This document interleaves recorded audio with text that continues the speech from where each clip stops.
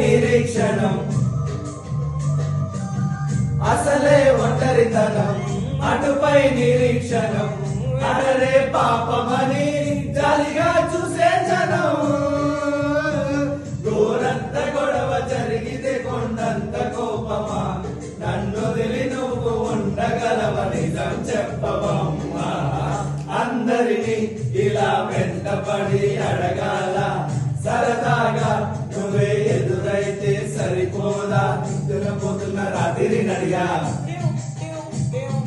నోటికి చేరిన గువ్వల నడిగా చల్లగాలి నడిగా ఆ చందమామ నడిగా ప్రియురాలి జాడ చెప్పరే మరి